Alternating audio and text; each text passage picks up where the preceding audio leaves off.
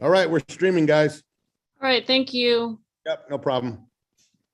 All right, at 5:14, I, as the new chair, will call to order the January 3rd, 2022 first meeting of the Finance Committee to order, and if we could get a roll call vote, please. Yes. Counselor Villarreal. Present. Counselor Cassett. Here. Counselor Lindell. Here. Counselor Rivera. Here. Counselor Romero Worth. I am also here. We have a quorum. Terrific.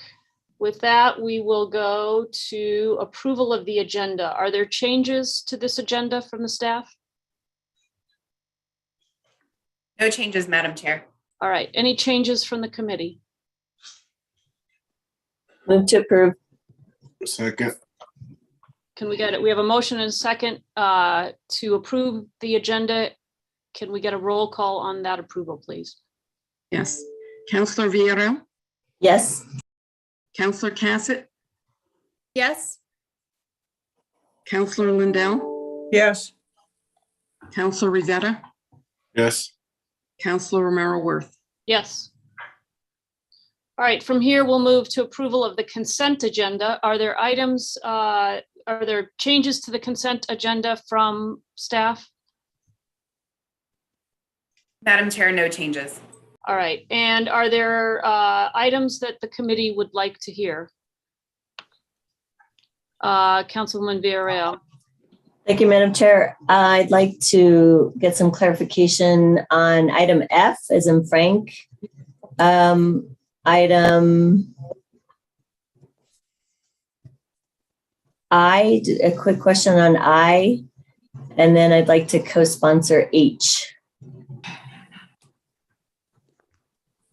Okay, other items? All right, is there a motion? Move for approval as amended. Second. We have a motion and a second to approve the consent agenda as amended. Can we get a roll call, please? Yes. Counselor Villarreal. Yes. Counselor Cassett. Yes. Counselor Lindell. Yes. Counselor Rivera. Yes. And Counselor Romero Worth. Yes. All right, from there, we go to approval of the November 29th meeting minutes of the Finance Committee. Are there changes from staff to those minutes? No changes, Madam Chair. Great. Any changes from the committee? If not, is there a motion? Move to approve. Second. Second. We have a motion and a second to approve the Finance Committee minutes from November 29th, 2021. If we could get a roll call, please. Counselor Villarreal. Yes. Counselor Cassett. Yes. Counselor Lindell. Yes. Counselor Rivera. I'll abstain since I wasn't part of the committee then. Okay, and Counselor Romero Worth. Yes. All right. All right, with the approval of the minutes, item 6 on our agenda is a presentation, the FY21 audit update, status update, and we have Finance Director Mary McCoy with us this evening, and I believe you do have a presentation, so take it away. Thank you. Thank you, Madam Chair. If I can request the screen share ability from our IT team to be able to share the presentation with you. While Alex is setting that up, I will go ahead and just give a brief intro to this. I do see that we have other counselors that are joining us for this presentation as well at tonight's meeting. So welcome to all. We have provided some of this information previously to you all, but we're going to go ahead and take the time to present some similar information as in prior meetings, as in prior updates, to be able to provide a level set to all of the members and all of everyone joining us from the council this evening. So I'm going to go ahead and share the screen. Thanks, Joe. Thanks, Alex, for giving me the ability No to problem. share. Sorry about that. Not a problem. Thanks, guys. So tonight we're going to go over various different areas from the financial audit and fiscal responsibility to our financial performance, our credit rating and financial facts, to look back at the 2017 fraud risk assessment, as well as some accomplishments since then.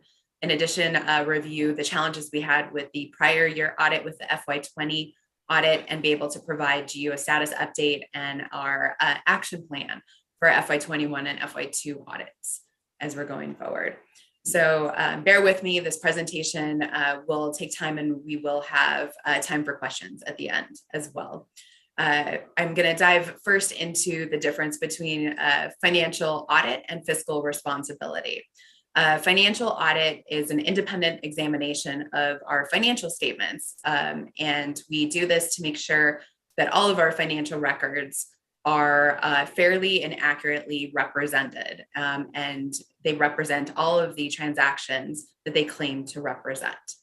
In contrast, fiscal responsibility implies government is pursuing the appropriate level of government spending and any type of tax policy to maintain a stable public finances. So this is essentially our outflows and inflows relatively equal in any given year. What is financial performance or financial health? To review the financial performance of an organization, any organization, whether it's the private sector or the public sector, we review the statement of net position, which presents information on all of our assets and liabilities. And the difference between the two, between our assets and liabilities, is what is recorded as our net position. Over time, you can look at an organization's net position and review the increases and decreases in the net position to make sure that the financial position is improving, or in the event that the financial position, the net position declines, that the financial position is declining. Moving on to what the city's financial position, financial performance and net position was comparing FY19 to FY20. So as we discussed, our statement of net position presents the information comparing all of the city's assets and liabilities, and the difference of the two being our net position. So in the fiscal year from FY19 to FY20, the city's net position actually improved by 13.6 million. Governmental activities that broke out to about 5 million, and business type activities that broke out to about 8.5 million. Governmental activities is everything covering general fund or any of our tax-based funds. Business type activities is what we often refer to in presentations as enterprise funds. So that would be for the city, water, wastewater, environmental services, the MRC, Chavez Center as well. Parking is also considered as well as the convention center, as enterprise funds. When we're comparing our financial audit to our fiscal responsibility, if we just plop it onto a 4-box matrix, we can have various different outcomes. So we've been able to just give you, in speaking in generalities, what a good audit or a poor audit is versus a good and improving net position versus a declining net position or financial results. So for the fiscal year 21, in the accounting language that we use, we had a good audit, which is an unmodified opinion, and we've had that for several years. We've also had good financial results, which we just reviewed with you, meaning an improving net position. If you recall back as recently as fiscal year 2017, the city actually had a qualified opinion, which is in the bottom left-hand square, which they had a qualified opinion, which is technically a poor audit.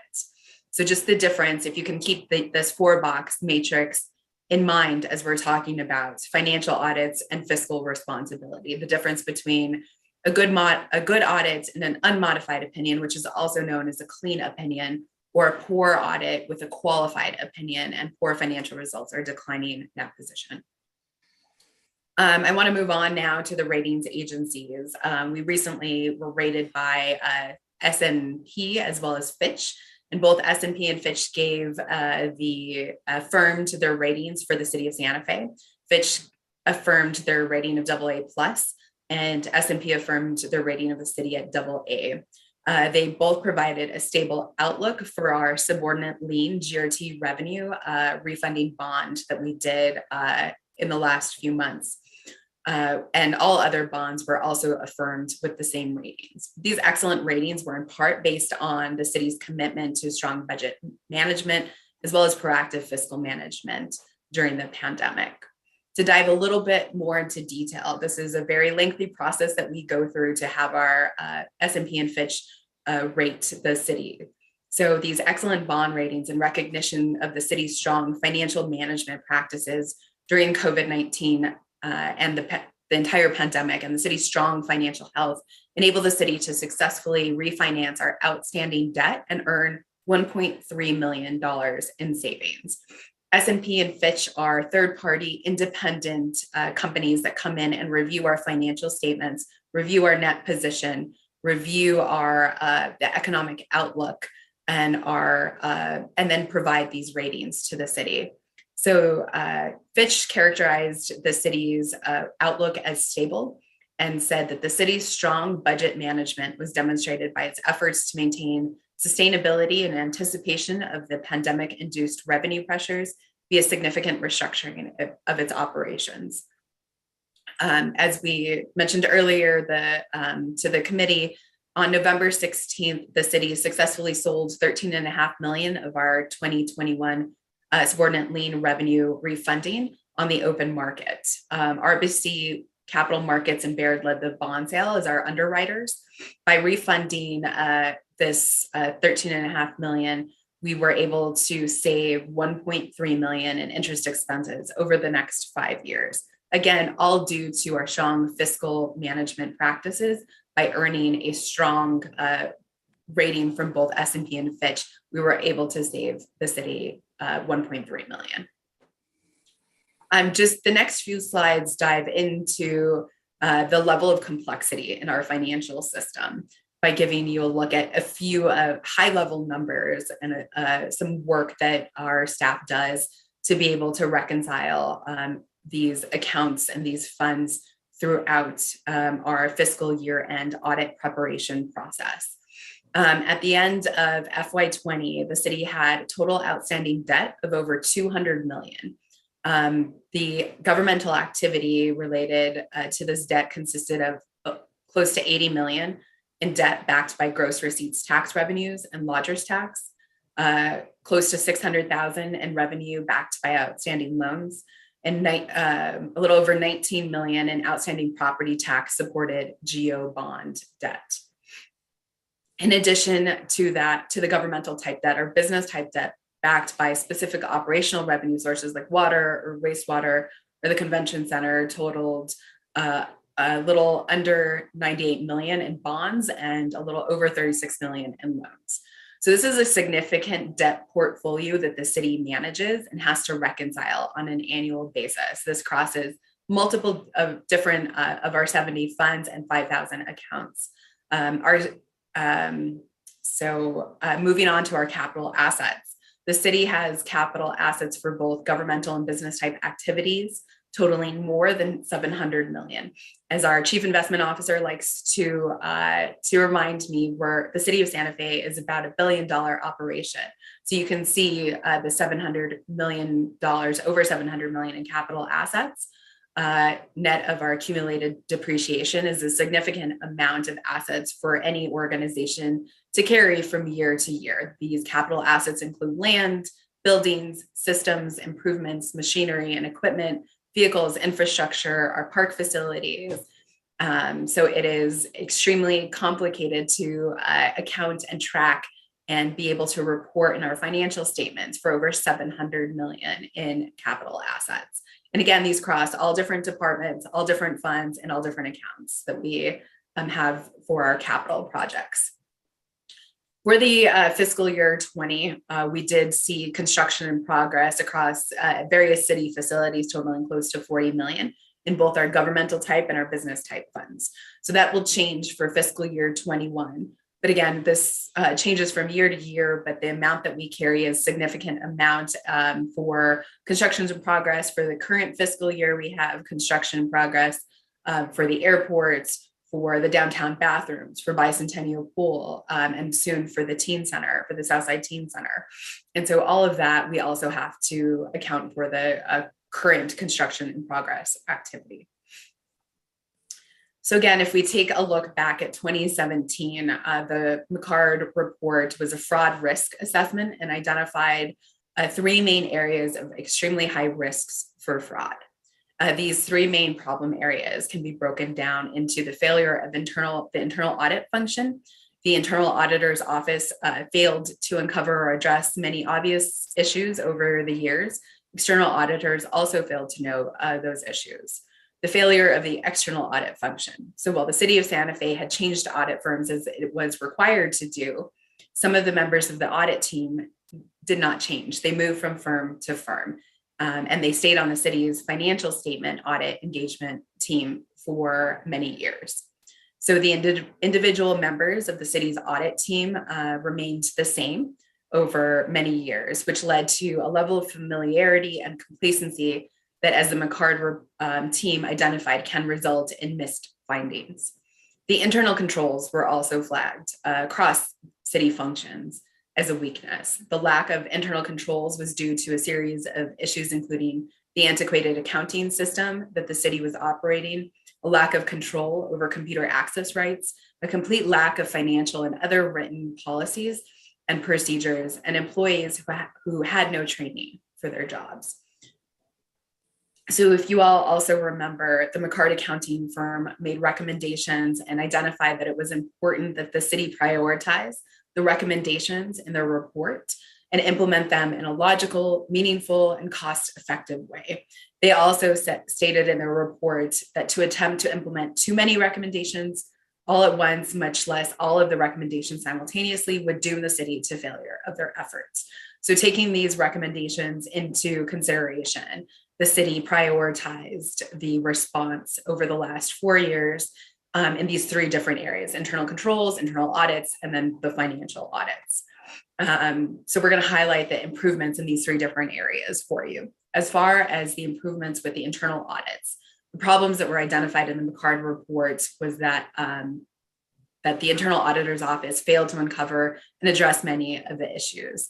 The internal audit office was not very effective. So the city's corrective action was to outsource the internal audit function to an accounting firm with the appropriate experience and certifications to comply with internal standards and the city's ordinance, including peer review. The city has had 2 different internal audit firms over the course of the last 4 years. In 2018, there was a risk assessment performed by an external independent internal audit team, and we are getting ready to perform another risk assessment now in 2022. The internal audits that have been performed by these independent internal audit experts are the procurement and AP audit back in FY19, the leases and lease accounting to prepare us for GASB 87 in FY20, and the public utilities and billing internal audit in FY21. All 3 of these have been presented to both the audit committee and the finance committee. The next 2 have been completed in the current fiscal year over information technology and the police evidence room, and those were presented to the audit committee in December of 2021 and will be presented to the finance committee at the next finance committee meeting on January 18th. The third bucket was improvement with our financial audits. If you remember, as recently as FY17, the city had a qualified adverse opinion.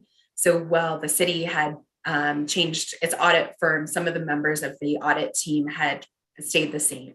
So the city issued an RFP for audit services, and after that competitive bid process, the city awarded the audit services contract to Clifton Larson Allen.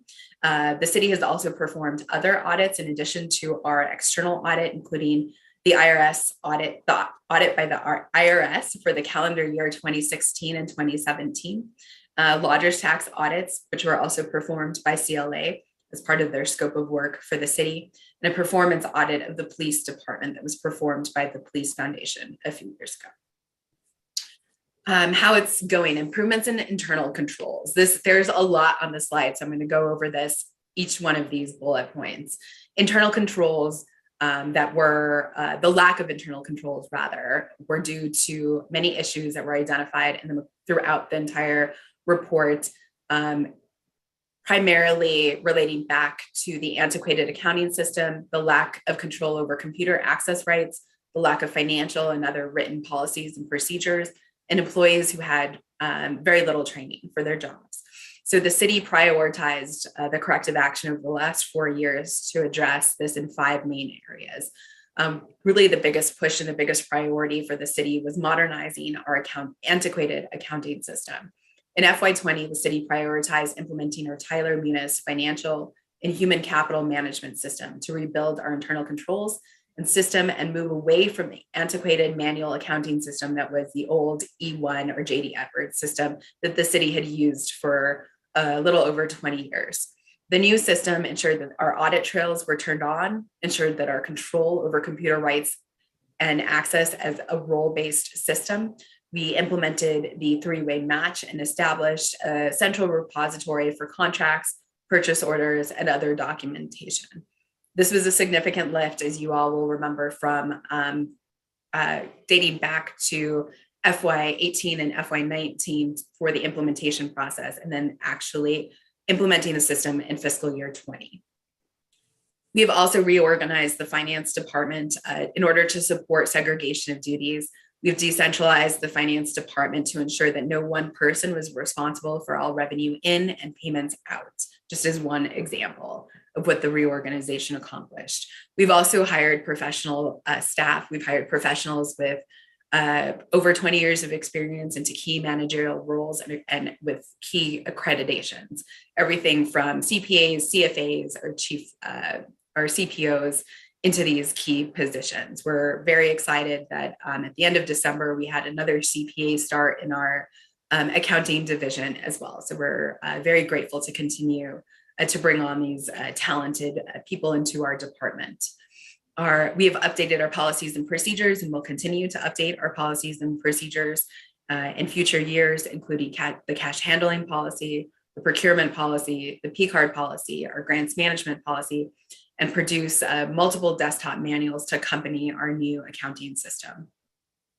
We've also developed training for our staff, including training on the year-end close process, for procurement, trainings for cash handling, trainings for budget and grants. We've provided trainings in our Munis financial and human capital management systems, over 200 training with more than 1,800 people that have been trained to date, with an average of 6 hours per training session for our Munis system.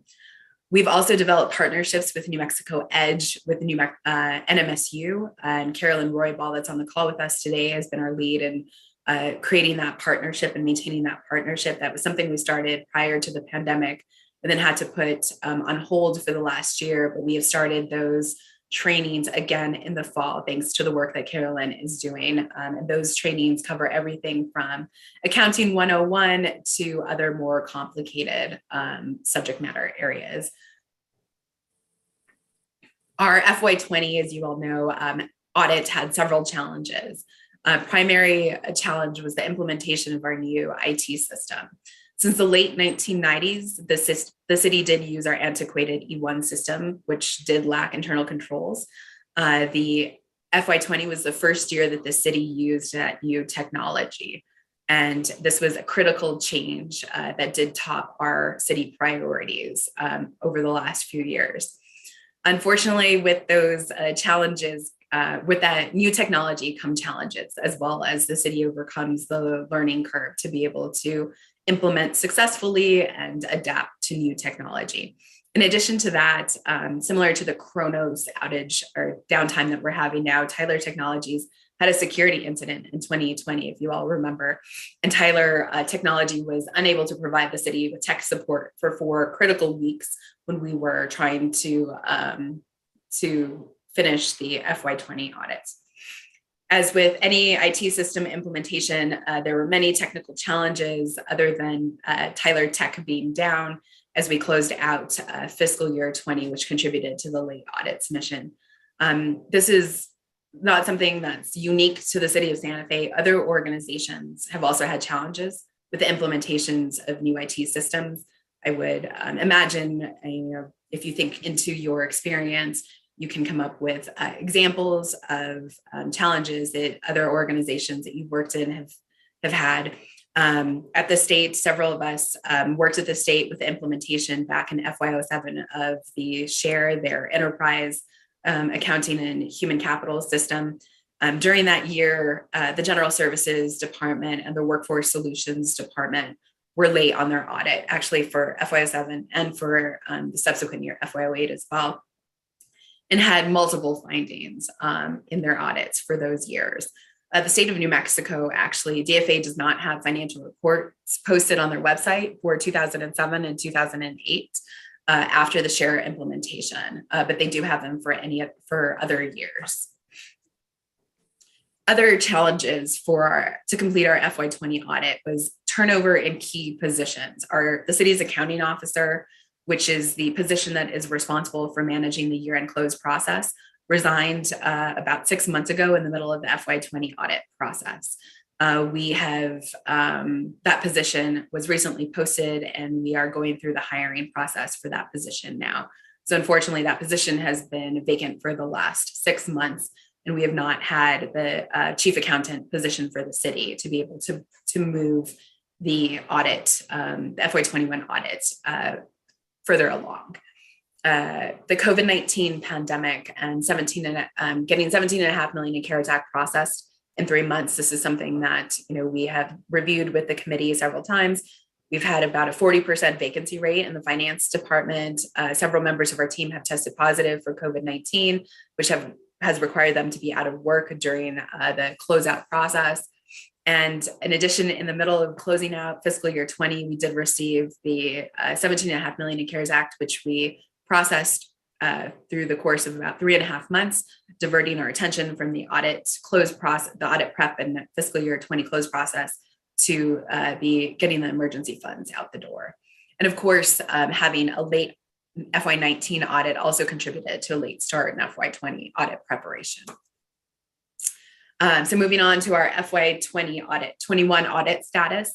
The slide 18 presents a list of what we have completed to date. We have obtained a trial balance from our accounting system for the year that ended on June 30th. We have agreed to all of our account beginning balances to prior year FY20 audited financial statements. These are 2 key steps to be able to start the analysis of all of our accounts.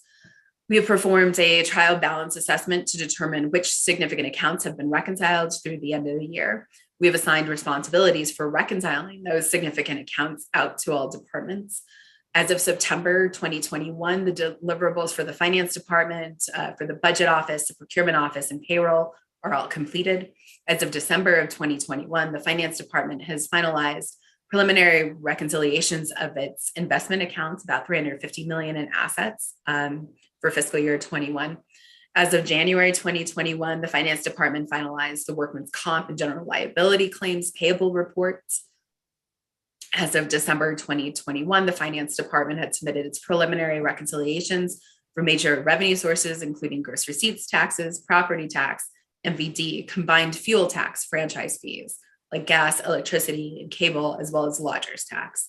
As of January 22, we are very happy to report that the Public Utilities Department has submitted their preliminary reconciliations for major funds, including environmental services, wastewater, water, stormwater, and utility billing admin. So as you can see, the progress that we have made to date over the last 6 months since the fiscal year ended has been significant.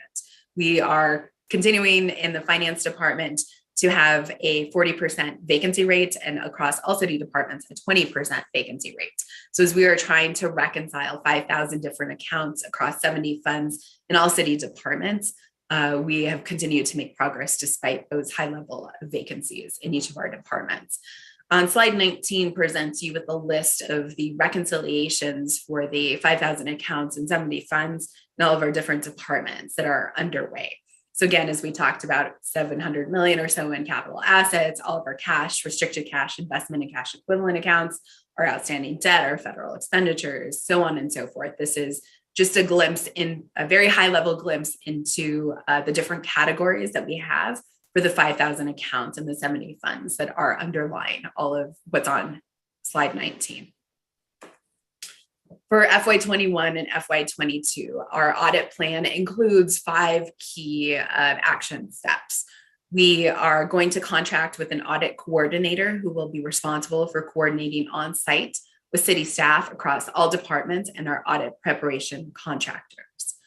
We are going to form a special focused audit team for both FY21 and FY22 audits, including the audit coordinator, our finance department staff, and staff from all of our city departments to work on those 5,000 accounts across those 70 funds. Our work with our accounting firms, we've selected 4 different accounting firms to assist the city with expediting our fiscal year-end close for FY21. We will continue to fill our critical positions, both in the finance department to get that 40% vacancy rate brought down, as well as the all city departments to get that 20% vacancy rate down, to continue to build our capacity to manage our financial functions citywide. We will also conduct an independent review to assess our systems, our processes, and our structures that are involved in the city's fiscal year close process and our annual audit preparation process, to implement these recommendations for improvements identified in the assessment. This will be essentially our roadmap on how to ensure that we do not have a late audit in FY22. For our FY21 audit, next steps that we have ahead of us for the period of January through March, so January, February, and March, we will 2022. I apologize, there's a typo on this slide. I will correct that. We will continue our reconciliations and our correcting journal entries to produce our trial balance. We will also conduct the assessment that I just discussed and begin to implement the recommendations from the independent assessment. On March 31st, our target is to produce our final trial balance and our schedule of expenditures of federal awards for the auditors to begin their work on April 1st. Our external auditors will then come on site and start their process. Unfortunately, at that point, it is out of the city's control how much time or how many resources our external auditor dedicates. So we have given a target date for the external auditor to actually finish, sorry, there's another typo on this, by June 30th. And that is the calendar that we have in front of us for the next 6 months to be able to submit the final audit, FY21 audit, to the state auditor's office by June 30th. So that completes the presentation, Madam Chair. We can stand for any questions that you or the members of the committee or any of the councilors have. Okay, let's go to questions from the committee first. Questions, comments, thoughts?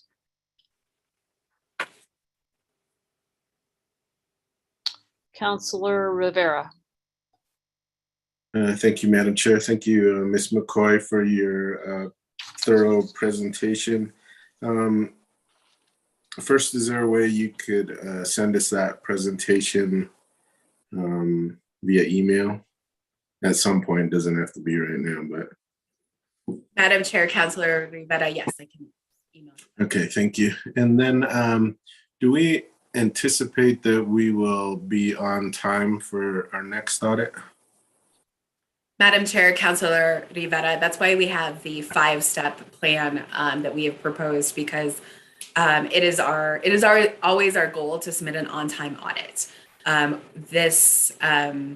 We will be working on the FY21, reconciling the FY21 accounts, those 5,000 accounts across 70 funds, and that is absolutely our priority. But very quickly, we will then pivot to the FY22 audit prep as well. Our goal is not to have to reconcile accounts for the entire fiscal year, but to chip away at this, as every organization has demonstrated that we can do, by doing a month-end close process.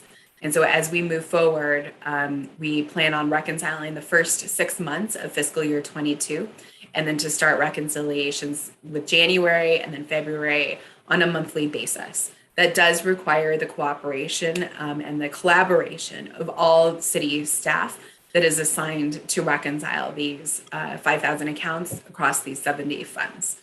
And so it is definitely a monumental task. It is no easy task to do this, but many other governmental organizations do strive for and attain a month-end close process through that collaborative process across all departments. And our goal is to get there as well. And that will ensure, if we're able to do that, that will ensure an on-time audit next December 15th. And with regards to this last audit, how far in advance did you know that we were going to be late on this last audit? Madam Chair, Councilor Rivera, we have anticipated for some time that we were not going to submit the audit on December 15th. It is our goal to have an audit submitted where we have integrity. If we go back to one of the very first slides in the presentation, what is a financial audit? Is to ensure that all of the financial state transactions are fairly and accurately represented in the financial statements that are presented in an audit to the auditors for their review and validation. And so we can be on time with the audit, but not have fairly and accurately stated financial statements, or we can strive to have an earlier timeline than what we have presented on that last slide. But this is the timeline that we are comfortable with to be able to have accurately and fairly stated financial statements. So I think some of the counselors weren't notified until really the press release came out, is my understanding. So is there any reason we couldn't have been notified, let's say a week or 2 weeks earlier? Madam Chair, Councilor, we could have notified you earlier. We will strive to, our goal is to have presentations on the audit status every 2 weeks. I've talked to Chairwoman Romero-Worth, and we have it on our 2022 calendar for the Finance Committee. So we will be hearing every 2 weeks, approximately, an audit status update that will continue not just for the remainder of our progress on the fiscal 21 audit, but as soon as that is wrapped up, we will then start the FY22 audit status updates for you to be able to avoid any confusion or any miscommunication or lack of communication going forward. We've heard the councilors loud and clear that you want to be kept in the loop and provided regular updates. So that is our plan for the calendar year 2022. All right. And have we heard from the state? I know we've been late for the past couple of years. Have we been in communication with the state? I don't know what the worst possible case scenario is with regards to the state, but I assume you've been in communication with them? Madam Chair, Councilor Rivera, DFA has not notified us. DFA is the organization at the state that has the authority and control to take any action as they have done with other organizations in prior years, and we have not been notified by DFA of those any potential actions. We have committed to providing regular updates to DFA as well as we move forward. And that started last fiscal year while I was out on maternity leave earlier this year. The staff did meet with them, and they're mainly concerned about the progress of our capital projects that have been funded through state capital outlay dollars. I am also required to sign off on the grant documentation and information, any type of reports that we provide to the state as well. So I continue to do that and will continue to abide by any type of reporting requirements or anything that the state shall require going forward in the future. All right. Lastly, you think those key positions that you're looking to fill will be filled in a timely manner with enough time to really start working on the next audit? Madam Chair, Councilor, thank you. That is a great question. We have offered 3 contingent offers coming out of the rapid hiring fair, and we've been in, it seems like, continuous interviews over the last few weeks to fill other key positions in the finance department as well. That will be essential in getting us on time for FY22 audit submission. So we continue to appreciate the Human Resources Department and their staff for working with us and expediting as we continue to post these positions and interview and then make those contingent offers and then get those that staff. We are extremely pleased that we were able to, as I mentioned earlier, have one of our new employees, Hee-Ju Lee, who has her CPA start with us at the end of December. So that additional work and that will be of great help as we're completing FY21. Thank you. I think that's all I have for now, Madam Chair. Thank you. Thank you, Councilor Rivera. We have Councilor Michael Garcia with us, but Councilor, I am going to hold off on your questions until the members of the Finance Committee have had the opportunity to ask their questions, just so you know. So Councilwoman Villarreal, you have the floor. Thank you, Madam Chair. And thank you, Director McCoy, for your presentation. And I think what I gather from this presentation and previous presentations is that we're consistently plagued, as you said, with vacancies, staff vacancies, and that really sets us back in so many ways. And I know that there were staff gaps, and I thought we hired contract labor to fill some of those positions. Is that correct? Last year we did that? Madam Chair, Councilor, yes, that has been our approach in previous years. And so out of those positions that were contracted last year, did any of those people assist with the audit process? Madam Chair, Councilor Villarreal, yes. So I guess I was just concerned if we're still trying to fill those staff vacancies and then we have contract labor, contract positions, and we're still not on track. Yeah, I guess that is just a point that concerned me, that we're hiring contract folks, but we're still not able to kind of get to the point where we need to be in terms of timeliness. I think I agree with Councilor Rivera. It's hard we were late for the last one, and I guess I would have wanted to know, like, oh, that's actually going to delay us for this next one that we're in 2021, instead of finding out through the press release, like he said. I think it would just help to know, like, hey, we're still in this mode of staff deficiencies.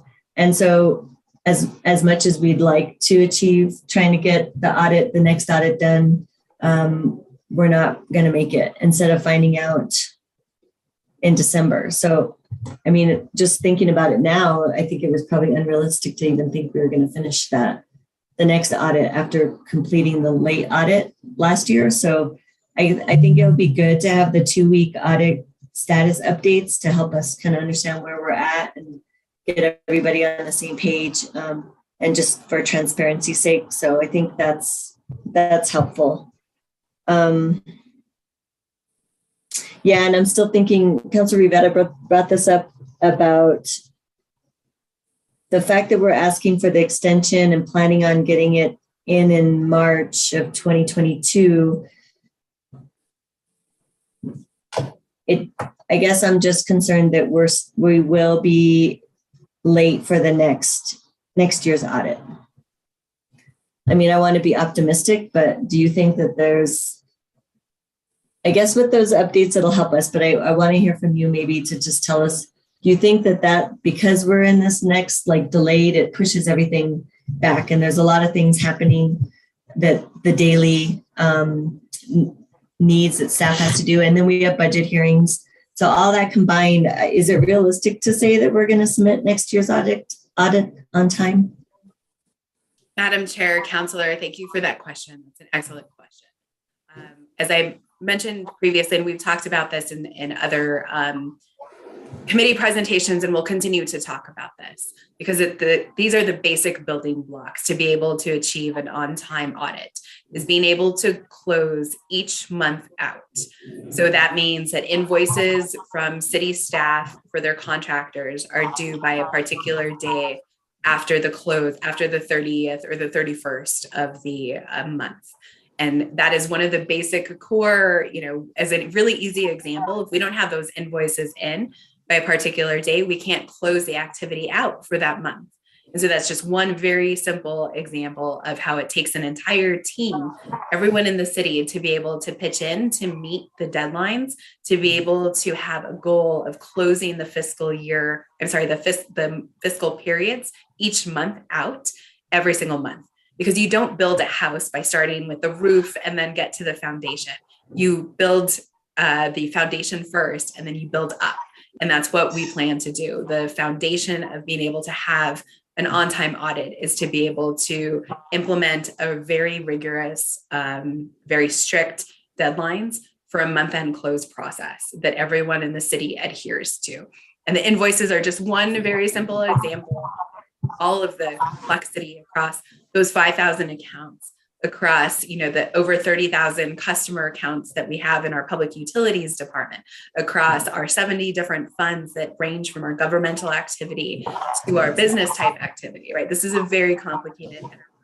So each one of those different activities will have a different date. Some of them will be reconciled and completed on a monthly basis. Other things we can do on a quarterly basis, or do other things we can only do on an annual basis. But the basic building blocks, the foundation, is doing a month-end close and adhering to those deadlines across the entire organization. And then once we do that, doing the month of completing the closeout for the month of July, for example, and then the month of August and September in a timely manner means come July of next year, we will not have to reconcile an entire year. When you're reconciling 12 months, it does take a lot longer than if you're doing your books, if you can just relate to reconciling your own personal bank accounts, right? If you look at it every month when you get those statements, it's a lot easier than when you have to do your own work once a year. So again, those are the basic fundamental building blocks that is our goal.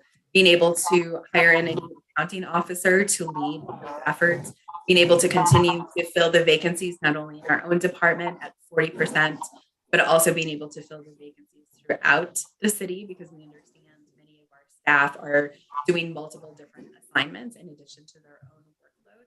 And so being able to prioritize, for example, the public utilities department, again, made me so happy when I saw that email come through from them yesterday that they had completed their preliminary reconciliations for our public utilities. Those are significant, major funds for the city. So to be able to get that done was a huge milestone for us, now that we can start working with our contractors as they're able to review the work that our team has done. So again, so we're not doing the entire 12 months and taking 6 months, or being able to prioritize that along other workload, but really being able to focus each month and say by the 10th of each month or the 15th of each month, those accounts will be reconciled. That'll make next year, when we start this process in July, a lot easier for all of us, because 11 months of the year will have already been reconciled. I hope that makes sense. Building it, breaking it down to that level of detail. Yeah, I think we know it's all connected and everybody's affecting each other. And I was thinking about that as you were saying, month-end closures for each department, which is important. Does procurement approvals delay that? Like any contracts, or I'm just curious if procurement delays may delay month-end closures for each department? Madam Chair, councilors, those should not. Those are future-looking, forward-looking, and really what we're closing out is the actual activity for the prior period, for that prior month. So the work that has already been done, if you think about the ins and outs of what we process, all the revenue coming into the city and all the payments going out. And for things like capital assets, right, that might not be every month, but that might be on a more periodic basis, every quarter, every 6 months, right? There's a timing and a sequencing to each of those 5,000 accounts and what gets done on a monthly basis versus what gets done quarterly or semi-annually or annually. Got it. Okay. Thanks for the clarification on that. And I guess I hear you about the 70, you said 70 accounts and how long that takes to reconcile. And I was thinking about how long it took prior to consolidation of those accounts. I mean, we had hundreds. It was absolutely insane what we used to have. And I'm glad that we were able to consolidate it. However, back then they were still able to get things done. I'm not saying that there was a lot of things that we had to correct along the way, but I'm glad we consolidated. I'm just saying that 70 accounts is better than what we used to do. And we were able to get our audit done on time. So I know there's a lot of factors in there, but I'm just saying that it's better now that we have 70 accounts, I guess, and it's more efficient for you all. So I think that's a plus for us to be able to be efficient in our process. So I'll just leave it at that, and looking forward to the quarterly or the bi-monthly status reports. So I think that'll be helpful. Thank you. Okay, other questions from the committee?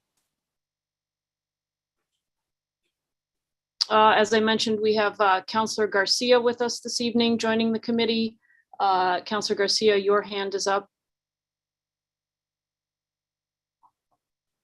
Thank you, Madam Chair.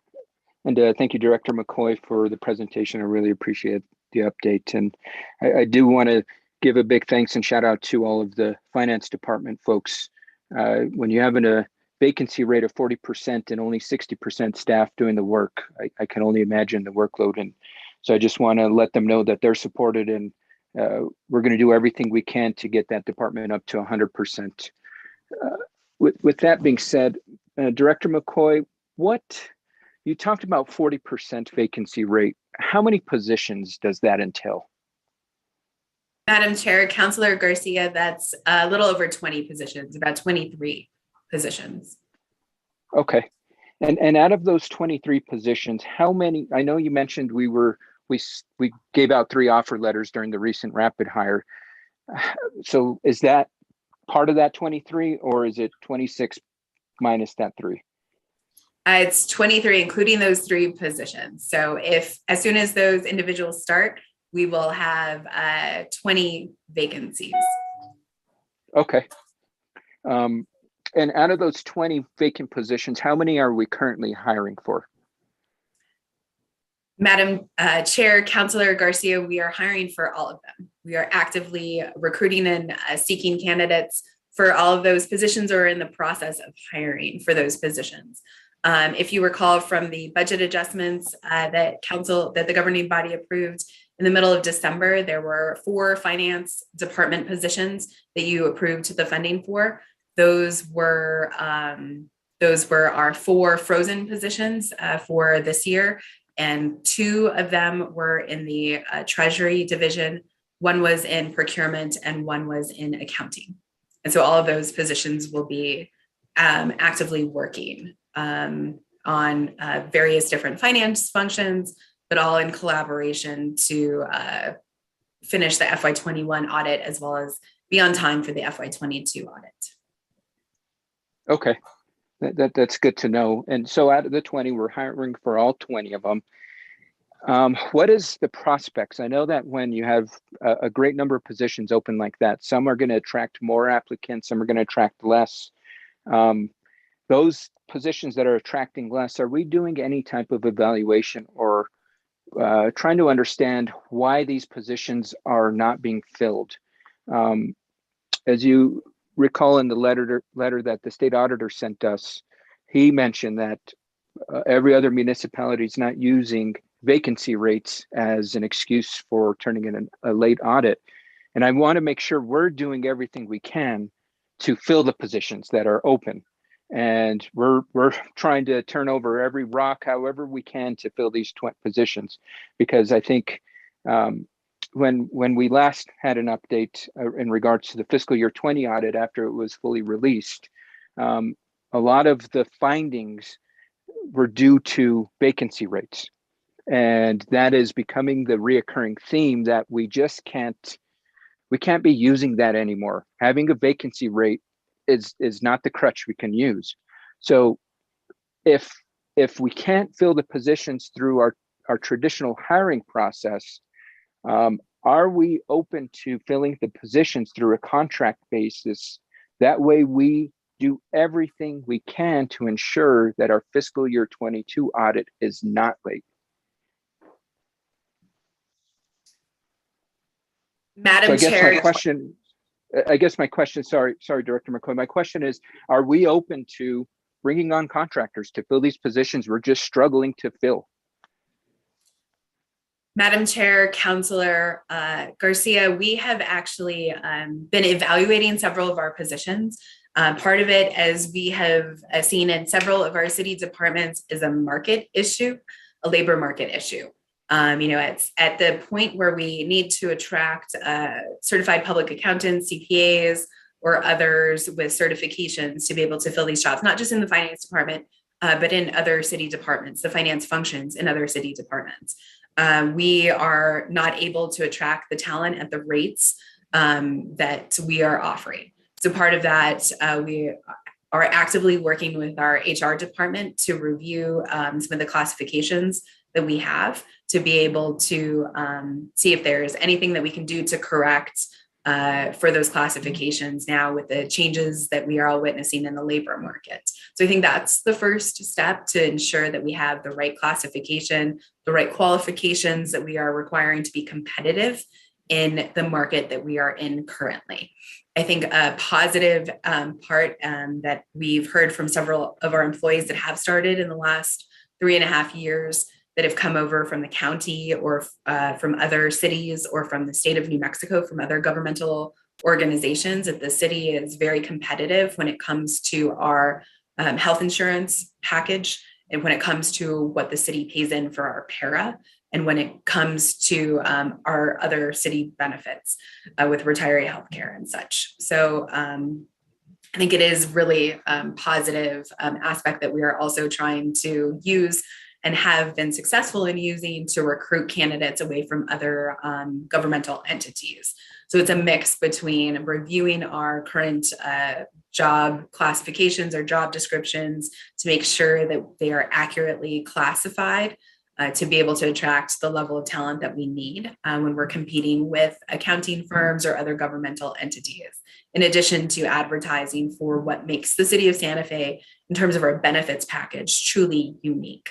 And then as the council has been very understanding and provided an additional $500,000 to be able to allocate to contractors, we went out to RFP in the fall and hired 4 different accounting firms to assist us because of that 40% vacancy rate, right? So those contractors have started at various different points throughout the fall and will continue to work with us to be able to do some of the assignments that we're not able to complete because we are operating in the finance department at 60% capacity, or in other departments, at only 80% capacity. So I think it is a combination and something we are already looking at.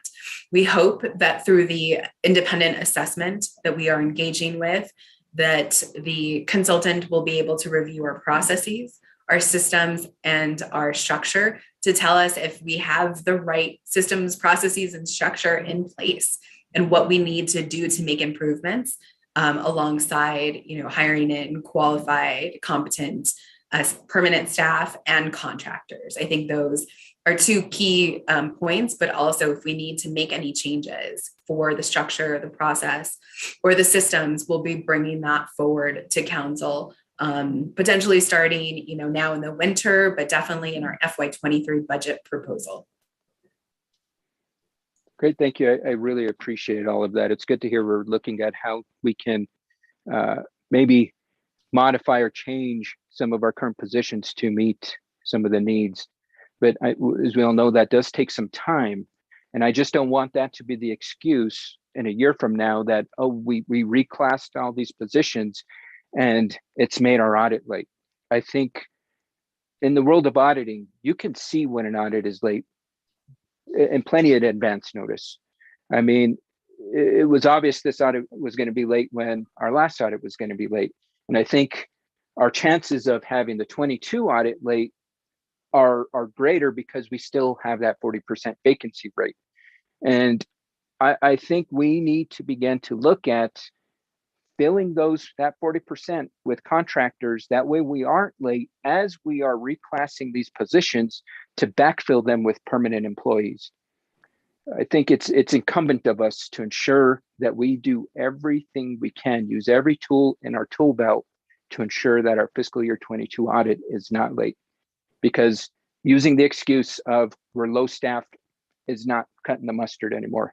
We know we're low staffed. What are we doing to fix it? And that's where I like what I'm hearing, but we also need to fill that 40%, like now.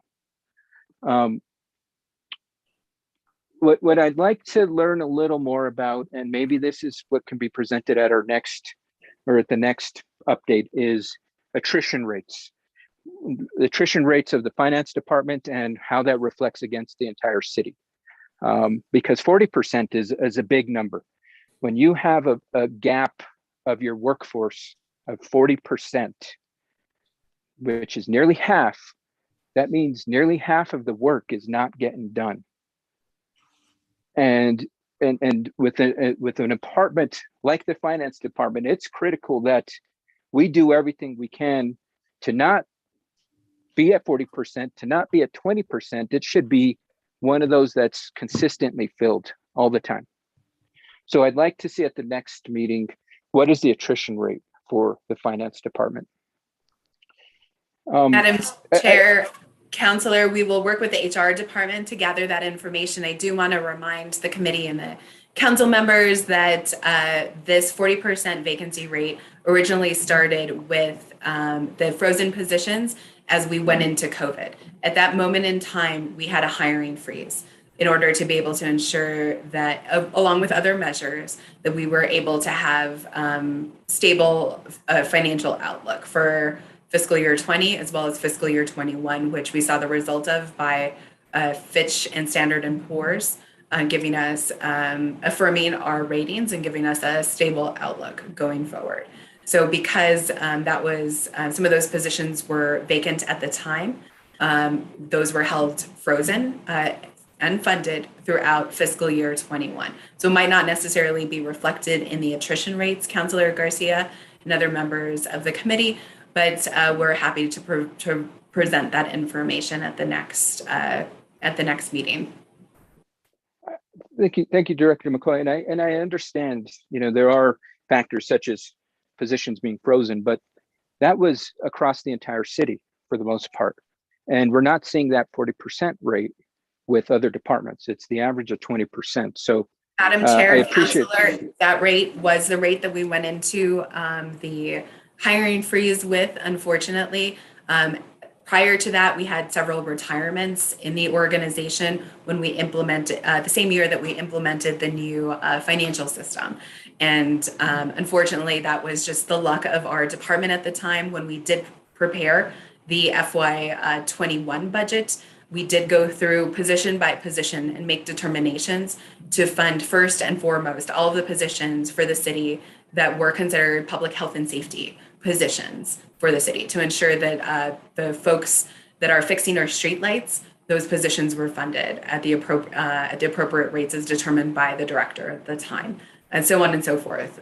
So I remember that process, that painstaking process to make those determinations as we built the budget for the third time that fiscal year to present it to council in July of 2020 in preparation for the fiscal year 21. So there are other factors that were at play for each of the departments and other considerations that went into building the FY21 budget and keeping certain positions frozen throughout the pandemic. Thank you, Director McCoy, and I do appreciate that. But I think the position we find ourselves now in, I would classify it as a fiscal emergency. And having a vacancy rate as low as it is, that is where we needed to, whether there are special meetings, special approvals, special allocations, moving resources around, we need to take every measure we can to ensure that there are resources to fill those positions. And so I understand that a lot of that vacancy was going into COVID, but now as we're coming out and we're having this increase in surplus of resources, it's incumbent of us to prioritize filling the positions and doing everything we can to lower that 40% rate. And I'm glad we're hiring for everything, but again, this is where we need to hire, we need to do everything we can to fill that vacancy rate, that 40% rate with full-time employees, But while we're doing that, we need to bring in the workforce to ensure that the work is getting done. The work doesn't stop. We can't use the excuse of we don't have the employees. We can always bring contractors in to get the work done. And so I think that's something we need to explore. One thing I want to turn our attention to the letter that the state auditor sent us. And that, when I say sent us, sent to Mayor Weber and the city council. And this, in the state auditor's letter to us, he does not agree to the timeline that is currently being proposed with the I think it was March 31st and the June 30th deadlines. He does not agree to that. And he's requested that we move forward to him. He's requested that us as the city council and the mayor propose a new timeline to him within 30 days. And so what are we as a city council, as a governing body, doing to ensure we meet that 30-day deadline? Today, I didn't hear anything that moves off of what that letter from Mr. Colon initiated to us, that he's not agreeing to that timeline. So it's our responsibility as the city council and the mayor to propose that new timeline. And so that's something we need to be focusing on, because that letter was dated December 20th, which puts us, we have to respond to him in what, roughly 17 days? And I think we as a governing body need to figure out, with the advice of experts such as Director McCoy, what is the appropriate timeline? And I think that's where we needed, I wish we would have been focusing on tonight, but we didn't hear anything about that letter from Mr. Colon to us. And so with that being said, Director McCoy, what are your recommendations for a new timeline, given that the state auditor does not approve of the timeline that was submitted to him on December 15th by the city of Santa Fe? Madam Chair, Councilor Garcia, we are reviewing the request from the state auditor's office and will be coming forward with recommendations. So will that be given at the governing body next? When will those recommendations be made to us? Because as I mentioned, he gave us 30 days from December 20th. So we've got till January 20th, respectively, to respond to him with a new proposed timeline. So I would like to know when, not only as the finance committee, but the overall city council, when are we going to be briefed? Because it's all of our responsibility. The letter wasn't just sent to the finance committee members, it was sent to all governing body members. And so when will those recommendations be made to the entire governing body? Madam Chair, Councilor Garcia, as soon as those recommendations are ready, we will be presenting them. They are not ready at this time. Will you be able to provide us sufficient time to be able to consult as a governing body, not as a finance committee, as a governing body, which would only respectively allow us to speak during the June 12th meeting, the January 12th meeting, or a special governing body meeting? This is a very serious matter, Director McCoy, and I want to do everything, at least I can, in my capacity as the city councilor, to ensure that I am responding to Mr. Colon's request within his 30-day deadline. This, Councilor Garcia, I hear you. I think Director McCoy hears you.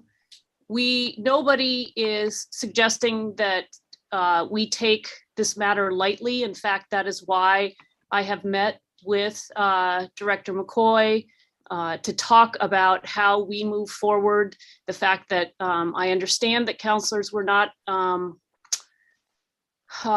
pleased with hearing about the late audit, basically as we were saying to our auditors and to the state that we were late. I have asked that we do these every 2-week presentations, that we put the resources, as you say, that we need forward to solve the problem. I don't think we can continue to just say, we were late this year.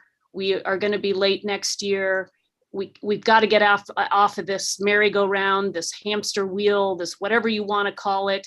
We will, I think we are trying to put a strategy in place and the resources in place and do everything in our power to get out of this situation. And so I think Director McCoy has said when she has the answer to that question, it will be forthcoming.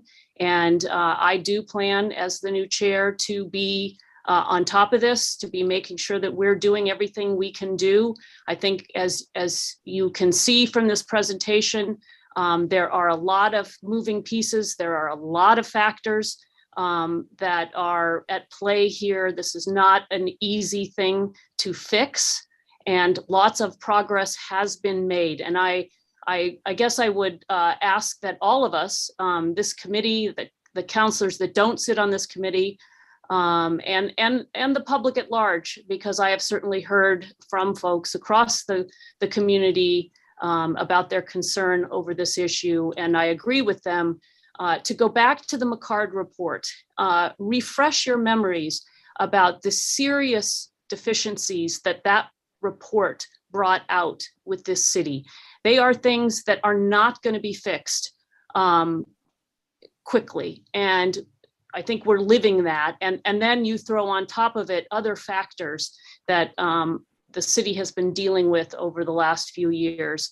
And also, I have to say, Director McCoy's high standards for making sure that what we are presenting is fair and accurate statements, and that she can, put her name on them as being accurate representations of where we stand in the city. So I think the bar, she sets a high bar. There are very serious issues that we are trying to correct if you go back to the McCard report.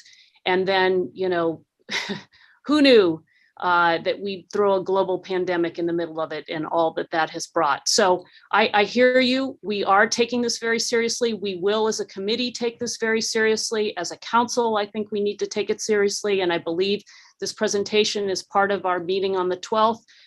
So there'll be time to raise it to all the counselors so that everybody is well informed about the corrective action that's been taken and kind of the history of where it's been forward. I would like to suggest, Counselor, that if you don't have any other questions, we do have other members of the committee who have not had a chance to speak yet. I'd like to move on. So if there's something else you would like to ask Director McCoy, I think that'd be fine. But I want you to know we will and are being very serious about this. Thank you, Madam Chair. And I think that's, we all want to ensure that we're in good standing. And I, by no means am I trying to minimize the efforts by the governing body. I think we just need to ensure we're also focusing on, some of the important matters in front of us, as I mentioned, that, for example, the letter that Mr. Colon had written to us, and it wasn't addressed in tonight's presentation. I only have one last request, Madam Chair, and that's during tonight's presentation, there was a list of accomplishments, but it would be great to have a list of a to-do list, so to speak, of this is what needs to be done to ensure that the audit is completed. Just so that, again, we're all aware and we're fully transparent with what are the outstanding deliverables to ensure that the fiscal year 22 audit is not going to be late. We're doing everything to close out fiscal year 21, but we're also focusing on fiscal year 22 as well. And I agree with that. And I think that'll be the subject of some of our future presentations. I do think we did hear some of what the problems are in terms of the closing out, how do you say that, Mary? Closing the year end, no, the month end close, exactly.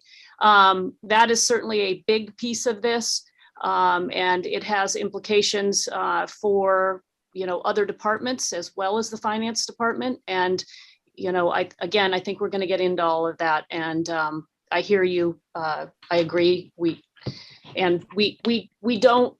our objective here is to be on time, and to do what's necessary to get us there. And so I'm hopeful that we can get there. Great. Well, thank you, Madam Chair, for allowing me to speak this evening. And again, thank you, Director McCoy, for the presentation, and many thanks to your team. You know, having a 40% vacancy rate is, as I mentioned, they need all the support they can get, and let's do everything we can to provide them with that support and tools. Thank you all. Thank you, Madam Chair. Thank you, Counselor. We do have a couple other counselors to speak, and I think Counselor Lindell, I think you were first, so I'll let you go. Counselor Garcia, if you could take your hand down just so it doesn't confuse me anymore. Thank you. Thank you, Chair. I'll be brief, as I always try to be. You know, our previous audits a lot of times did get in on time, and they led to the McCard report. And it's been a lot of work to unwind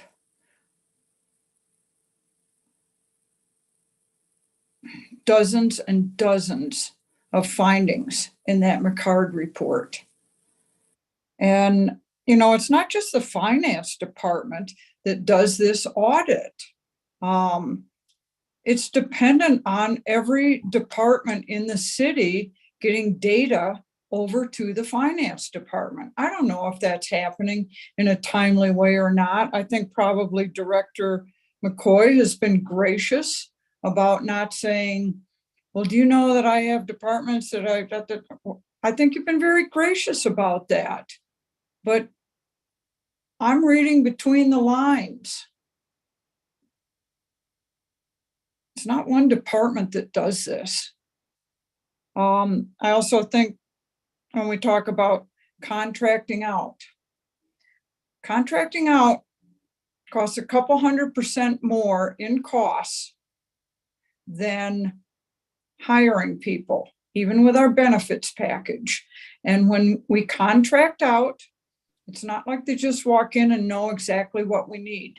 They also need training to what we need. So contracting out isn't a quick, easy solution, and it's an expensive one. So turning back the clock a little bit in that arena, in our hiring, unfortunately, I think we're going to have to take a look at what are we offering in pay? Are we offering enough in pay to get top-notch people that want to come and work for the city? I know we hear it all the time as counselors. Oh, you guys have way too much high-paid staff. Well, we can't hire staff. We're going to need to look at every part of that. And I suspect that pay in these professional areas has a lot to do with hiring. And I'm sure it would be less than hiring contractors that I think are probably 250 to 300% of what it costs to hire someone. So I don't want another McCard report. It takes time to do this. I'm sorry that it's late. None of us like that it's late, but I trust that when it's done right, instead of, well, okay, it's on time. I've lived through on time and it was lousy. It wasn't worth it. It got us in a lot of trouble. And we're still trying to unwind that today. So I wouldn't say take your time, hurry up a little, but it takes what it takes to get it right. And to me, that's extremely important. So those are a couple of things to think about with contractors, and are we paying enough, and the card report, and being gracious to other departments. Thank you, Chair. Thank you, Counselor. Counselor Cassett, your hand is up. Thank you very much, Madam Chair. I will be very brief, as Councilor Lindell did say a lot of what I wanted to say. And part of that was this concern about pay and the class and comp study. But also, a lot of the hiring issues we are having are not unique to the city. And I think that it is crucial that we always remember that this is a wider issue that we are seeing across industries nationwide. And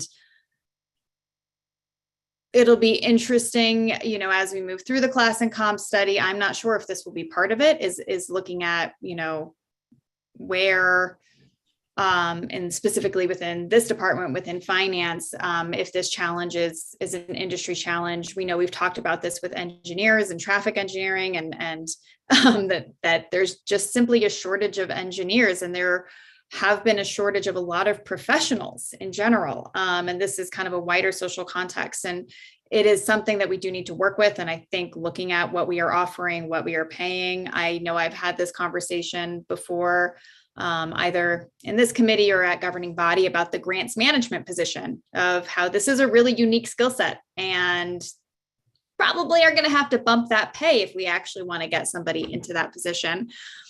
The other thing I wanted to state is that, there was a comment made that the work's not getting done because we're at a 40% vacancy rate. And I just want to make sure that we give credit to the finance department that that's not true. The work is getting done. It's just getting done slower because we have less people doing the work than should be doing. So absolutely. Do we need to fill these positions to make sure that we can get this work in on time? Yeah, we do. And we need to be looking at this in both of a broader scope of what's going on nationwide, as well as specifically what is happening within the city and how we can be improving our hiring processes, our advertising processes. Some of these are conversations for HR and what we are offering in order to get really qualified individuals in. But the work is getting done. It's just getting done on top of all the other work that people are already hired to do. And so I really think that it is important that we recognize that, especially with a department like finance that is, we don't really see their every day-to-day work and everything that comes out of the department because it happens so behind the scenes, as opposed to other departments that are a bit more public facing. Those are very much in our face, and we constantly see the results of that. But I know that, for example, getting the CARES Act dollars out the door, we all really thought about the work that was happening in community services and economic development. But the work that finance did was really behind the scenes. And so we didn't quite see that as clearly. So I think that it is very important that we recognize at that 40% vacancy rate, work's getting done, it's getting done slower, but the finance team is doing the best that they can. So I really wanted to make sure that staff receives that message. So Director McCoy, if you could please pass that along, I would greatly appreciate it. I will yield the floor. Thank you. Thank you, Councillor, for making that the point about the labor shortage nationwide and in other industries. I also wanted to touch on that. And these are tough times to find the skill sets you need to do the things we need to do in the world, and we are not unique in that way. All right, I don't see any more hands. I think we have spent enough time on this for this evening, and we do have other matters on our agenda, so I'm going to move on. And I believe we have a couple items. Hold on, let me get back to my agenda. That were pulled from consent. Go back to my notes. And I believe Councilwoman Villarreal, you pulled item F. And so if we could go to that item now, I think that'd be great. And just anybody watching, let me just read what that is. A joint resolution recognizing the existence of open items related to annexation and establishing negotiating teams to develop non-binding proposals to resolve those items. And Councilwoman Villarreal, if you want to ask your question. Thank you, Madam Chair. Just wanted to ask one clarifying question. I think this process is extremely important. It's been long overdue. Councillor Lindell and I have talked about it, and it's been interesting, and I just feel like this is the time to do it. It does affect only District 1. I was talking with Councillor Cassett about that. I don't think it touches your district. So I just want to make sure that I'm updated on some of the processes that are happening with that. And then the one question I did have is the resolution indicates that there's these are non-binding negotiations. So does that mean that any decisions made about Area 1 annexation, will that move forward and come back to the governing body for final approval? I can answer that, Chair. Madam Chair. Go ahead, sorry. Yes, non-binding, meaning that Jamie and I can't commit the governing body or the city to anything. We'll try to do our very best with it. And what we do, we will bring back. Of course, it'll need governing body approval. And I think that at this point in time, we really don't have anything to report. We're being briefed about it on Wednesday. And we'll have much more information about what the issues are that we're trying to solve. We don't have even a list of what the exact issues are. So you can count on us to be in touch about what's going on with it. Sounds good. And then the other question I had, it was earlier about the extraterritorial land use authority. Does that entity need to be activated for this purpose? Once there's possibilities for negotiation, I'm just curious if that entity would then be needed to be activated for that, I don't know, to move forward, I guess. So we have the Assistant City Attorney here with her hand up. I would defer to her. I think she wants to answer your question. Thank you, Madam Chair. That is not necessary for this part of the talks. This is, like council members said, just a non-binding negotiation. Were there to be decisions made and the governing body were to vote on them, then both the ELUA and the ELUC would need to have members appointed to them in order to approve resolutions from the city and the county, were there to be. Can you define the acronyms you just used? It's the Extraterritorial Land Use Authority and Committee or Commission, I believe. So there's two different entities? There are two different entities. The one, the commission recommends to the authority approves it. It's a multi-step process. It's defined in the annexation agreements. So the non-binding negotiations will happen first. Whatever comes out of that has to go to an extraterritorial land use commission? Well, it would need to get approval from the city, from the governing body, because these are just negotiations. Okay, this is essentially talking about what still needs to happen. Right. But it's not binding on the city or the county. So whatever comes out of those conversations would then need to be approved by the city governing body and the county commission? Correct. And then from there, it would have to be implemented through the extraterritorial land use commission? Correct. Is that correct? They would, I believe the process is that they vote, approve or deny, and then send it to the other, to the ELUA, which would approve or deny officially. Maybe you can send me more information. In many years, but you know, that's the general process as it is laid out. I mean, these negotiations possibly change the process. You know, if the city and the county want to change the process, that's also a possibility. I don't know why it wouldn't be. Can you send me information about that process? I'm confused about the different role of the extraterritorial land use authority and the ELU commission and what each of them each of their roles would be in this process, if it gets to that point, I guess. Yes, I can send you that. Thank you. And then do we need to put somewhere in the resolution, say anything about the outcome of these negotiations? They would eventually have to be approved by the governing body and the county commission. Do we have to state that explicitly? I mean, they do state that they're non-binding. They have no authority to act, to implement anything.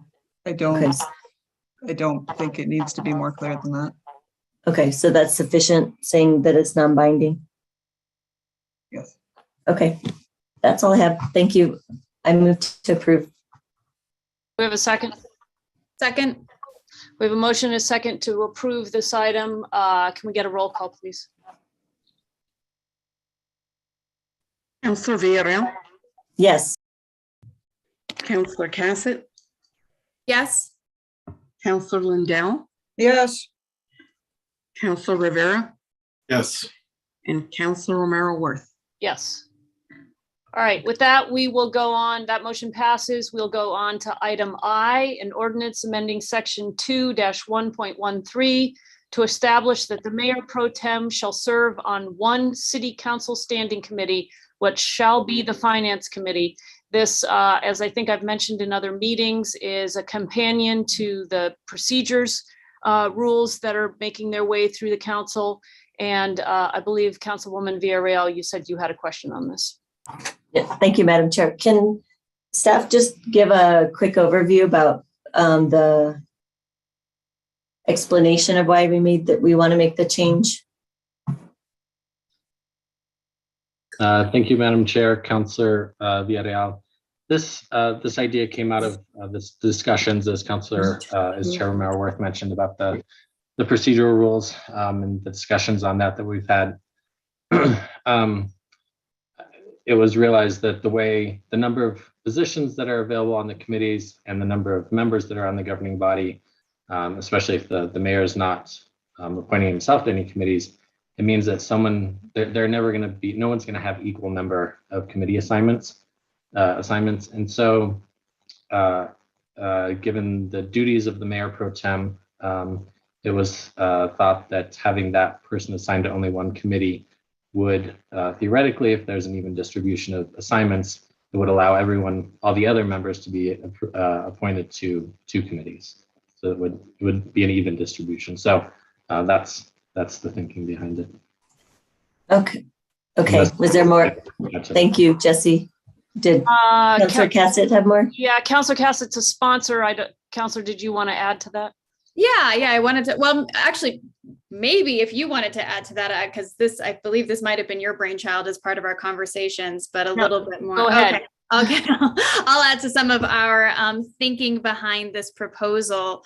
So as Jesse mentioned, the way that we are assigned, that there will always be one counselor who always sits on one committee, which can cause a few challenges. One, we saw very frequently in our previous council, it was Councilor Vigil-Koppler sitting only on Public Works. And so there were a number of items that were not really germane to the Public Works Utilities Committee that were filtered in that direction in order to make sure that Councilor Vigil-Koppler had an opportunity to see them in committee before they came to the governing body. And then there were also definitely kind of references to potentially does somebody feel slighted because they only get to sit on one committee as opposed to two standing city council committees. So by having it be the mayor pro tem as part of their responsibilities, they will already be a bit more kept in the loop, as well as just by the nature of being pro tem, probably not feeling slighted as they have been given these extra duties. And there is this extra, I don't know, Councilor Lindell, I'm getting a face from you. But that, there is also that extra, the time factor for them. And so it does make a little bit more sense that maybe they wouldn't have another committee. And then the reason for finance is that finance tends to see most items. And so by ensuring that they're sitting on finance, then the likelihood that they will see something before coming to governing body is increased as opposed to one of the other committees. Did I answer that thoroughly, Councilor Romero? Did you have anything? Yeah, I think so. I mean, I think we just felt like the pro tem was probably in the best position to be the one who only served on one committee without feeling like they were being punished or slighted in some way. And again, just trying to better create an environment among the council where we can work together well. Thank you. Thanks for the explanation. That was helpful to have all three of you weigh in. That was great. The one thing I wanted to ask about the language that we're looking at in the in the ordinance, because this is an ordinance change, that section that we're looking at, is this all new language? This is existing language, correct? So the only thing that's new is the underlined, right? Sorry, that was a question for Jesse and I jumped in. Madam Chair, Councilor Villarreal, that's correct. Paragraph G at the end is the only new language. The rest of that was previously amended in, I think, 2020 when we did the reorg. So we revised the sort of oversight responsibilities of the three committees. Okay, that was helpful. I was trying to remember when we wrote up the new standing committee descriptions, Public Works and Utilities Committee, and then the Quality of Life and Finance. So the one thing I just want to flag that just needs to be edited somehow, but I was just reading it for the Quality of Life. It's talking about the last sentence about seeking to support equitable access to health and human services, employment, blah, blah, blah, so that residents from each part of the city and every income, age, religion, gender, ethnicity, ancestry, sexual orientation. It probably should say, instead of physical and mental handicap, it should probably say something like physical and mental ability, because we're like creating a deficit. That's the only one section that's talking about a deficit. And if I need to explain more offline with Jesse about what I'm talking about, we can discuss it. So can we change that though? Yeah, so Councilor, that would have to be a separate bill because this bill is titled to do the one thing that it's doing. So, and I think the last time we did revisit these was when we added the Quality of Life Committee. And by adding it, I think the rest of, we can go back and look at the bill to see exactly what other changes were made to the standing committee descriptions, but you'd need to bring that forward as a separate bill. So that one language adjustment to make it more appropriate would have to go separate. Okay. Yep. All right, Jesse, please note that. I don't know what, I mean, if it's an ordinance changes to language, yep, we'd still have to go through the full process of that too. Yep. Okay. This is the thing about law. It's never perfect. You're always making it better. Yes. Yep. Okay. Well, I want to just flag that because right now the way it reads is inappropriate. Okay. So, and that's all I had. Okay. Thank you. Is there a motion? Move to approve. Second. I have a motion and a second to approve this item. Can we get a roll call, please? Councilor Villarreal, Yes. Councilor Cassett, Yes. Councilor Lindell, Yes, Councilor Rivera, Yes. and Councilor Romero Worth. Yes. All right, so we don't have any other items, action or number 9, action items for discussion. We do not have any other presentations. Matters from staff. Director McCoy with your son. Hello, Madam- getting big. Growing up quickly. Yes, Madam yes. Chair, councilors, we do not have any matters from staff this evening. All right, matters from the committee. No matters from the committee, matters from the chair. Our next meeting, Tuesday, January 18th, 2022. Happy New Year, everybody. Great to see you, and we'll see you all soon. We're adjourned.